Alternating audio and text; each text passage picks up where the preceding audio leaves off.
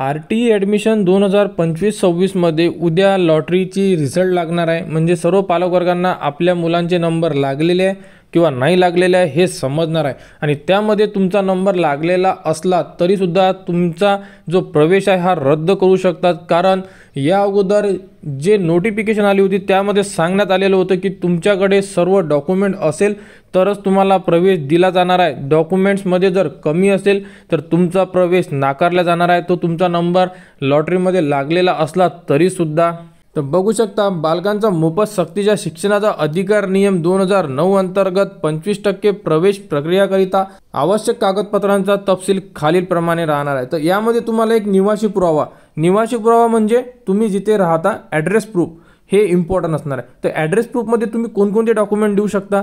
जर तुम्ही अजूनही वेळ आहे तुम्ही यामधून एक डॉक्युमेंट रेडी करा जेणेकरून जो तुम्ही ॲड्रेस फॉर्ममध्ये फिल केलेला आहे म्हणजे फॉर्ममध्ये जो ॲड्रेस तुम्ही टाकलेला आहे त्याबद्दलचा पुरावा तुम्ही आता रेडी ठेवा जेणेकरून उद्या लॉटरीमध्ये तुमचा नंबर लागला तर तुम्हाला ते प्रूफ देता आलं पाहिजे आणि तुमचा प्रवेश हा झाला पाहिजे, नाही तर तुमचा प्रवेश नाकारला जाणार आहे। यामध्ये कोणकोणते डॉक्युमेंट दिलेले आहे बघू शकता।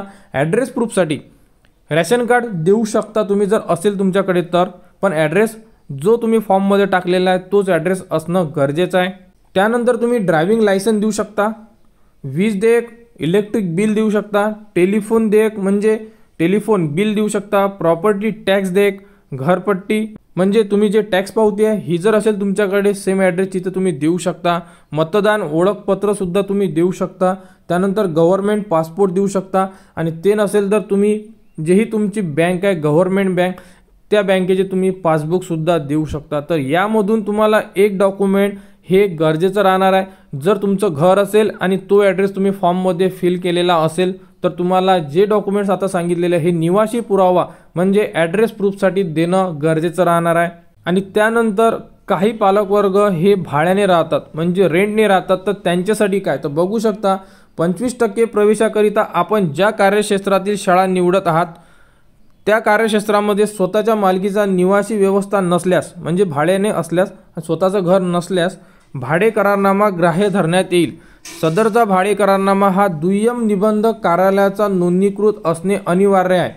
भरपूर पालकवर्गांनी फक्त सेतूमधून ॲफिडेविट करून घेतलेला आहे 100 रुपयाच्या स्टॅम्पवर, तो भाडे करारनामा चालणार नाही। त्यामुळे एकदा कन्फर्म करा की दुय्यम निबंधक कार्यालयाचा जो भाडे करारनामा आहे हा तुमच्याकडे आहे का। जर असेल तरच तुम्हाला प्रवेश देण्यात येणार आहे, अन्यथा तुमचा प्रवेश रद्द केला जाणार आहे। भाडे करारनामा हा फॉर्म भरण्याच्या दिनांकाच्या पूर्वीचा असावा व त्याचा कालावधी 11 महिन्याचा किंवा त्यापेक्षा जास्त कालावधीचा असावा। म्हणजे भाडे करारनामा हा तुम्ही अगोदर बनवलेला असेल, अगोदर म्हणजे फॉर्म भरण्याच्या अगोदर जर तुम्ही भाडे करारनामा भरलेला असेल आणि तो भाडे करारनामा 11 महिन्याचा असेल तरच तो ग्राह्य धरण्यात येणार आहे, अन्यथा तो भाडे करारनामा तुमचा ग्राह्य धरण्यात येणार नाही आहे। जे पालक रहिवासी पुरावा म्हणून भाडे करारनामाची प्रत जोडतील त्यांच्या निवासाची पडताळणी करण्यात येईल। ज्या ठिकाणचा भाडे करारनामा दिला असेल त्या ठिकाणी पालक बालक राहत नाही असे आढळून आल्यास त्या पालकांविरुद्ध कायदेशीर कारवाई करण्यात येईल व प्रवेश मिळाला असल्यास तो रद्द करण्यात येईल। म्हणजे भाडे करारनामा असणं गरजेचं आहे। तरी तुम्ही जर तुम्हाला इन्फॉर्मेशन घ्यायची असेल तर जवळपास जेही तुमच्या स्कूल असेल तिथे तुम्ही इन्फॉर्मेशन घेऊ शकता। त्यानंतर तुम्हाला लागणार आहे जन्मतारखेचा पुरावा। यामध्ये तुम्ही बघू शकता तर यामध्ये तुम्हाला जन्माचा दाखला जोही तुमचे ग्रामपंचायत मनपा यांच्याकडून मिळालेला तुम्हाला किंवा अंगणवाडीकडून रजिस्ट्रेशन केलेलाचा दाखला जरी असेल तर तो तुम्हाला ग्राह्य धरण्यात येणार आहे। तर यासाठी तुम्हाला हा जन्माचा दाखला सुद्धा ॲडमिशनसाठी लागणार आहे। आणि जे पालकवर्ग सामाजिक वंचित जात प्रवर्गामध्ये येत असेल त्यांना बालकाचे किंवा वडिलांचे कागदपत्रे द्यावे लागेल आणि त्यामध्ये असणार आहे कास्ट सर्टिफिकेट। तर तुम्ही SC ST OBC VJ NTD यामधून जर असाल तर तुम्हाला कास्ट सर्टिफिकेट हे द्यावे लागेल। यामध्ये बालकाचे असेल तरी चालेल किंवा वडिलांचे असले तरी चालणार आहे, परंतु कास्ट सर्टिफिकेट कंपल्सरी असणार आहे। आणि जे पालकवर्ग ओपन EWS मध्ये असणार आहे त्यांना 2023-24 किंवा 24-25चा 1 लाखापेक्षा कमी असलेला उत्पन्नाचा दाखला लागणार आहे आणि हे डॉक्युमेंट्स कंपल्सरी असणार आहे। यामधून तुमच्याकडे एक डॉक्युमेंट असणं गरजेचं आहे। जर ते कमी असेल तर तुमचा प्रवेश रद्द केला जाऊ शकतो। जसे की ॲड्रेस प्रूफ लागणार आहे म्हणजे निवासी पत्ता, जन्माचे प्रूफ म्हणून तुम्हाला जन्माचा दाखला किंवा त्या व्यतिरिक्त जे आपण आता सांगितले ते डॉक्युमेंट्स लागणार आहे, वडिलांचे कास्ट सर्टिफिकेट लागणार आहे किंवा बालकाचे कास्ट सर्टिफिकेट लागू शकते जर तुम्ही कास्टमध्ये असाल तर, आणि जर तुम्ही कास्टमध्ये नसाल तर तुम्हाला उत्पन्नाचा दाखला द्यावा लागेल 1 लाखाच्या आतमधला. हे डॉक्युमेंट्स कंपल्सरी असणार आहे. त्यानंतर दिव्यांग म्हणजे हँडिकॅप असल्यास त्याबद्दलचा पुरावासुद्धा तुम्हाला मागू शकतात जर तुम्ही त्यामध्ये नमूद केलं असेल तर. ज्या महिला घटस्फोट विधवा असल्यास त्याबद्दलचा त्यांना पुरावा देणं गरजेचं राहणार आहे. आणि सर्व बालकांना आधार कार्ड कंपल्सरी असणार आहे. जर तुमच्याकडे आधार कार्ड नसेल तर तुम्ही त्याबद्दलची जी पावती असणार आहे आधार कार्ड नोंदणीची ती देऊ शकता, आणि 90 दिवसामध्ये तुम्ही प्रवेश झाल्यानंतर आधार कार्ड बालकाचे द्यावे लागेल तुम्हाला. अशा प्रकारे ही एक महत्त्वाची अपडेट होती. यामध्ये तुमचं जेही कोणते रिझर्वेशन असेल तर रिझर्वेशनबद्दल तुम्हाला प्रूफ द्यावे लागेल.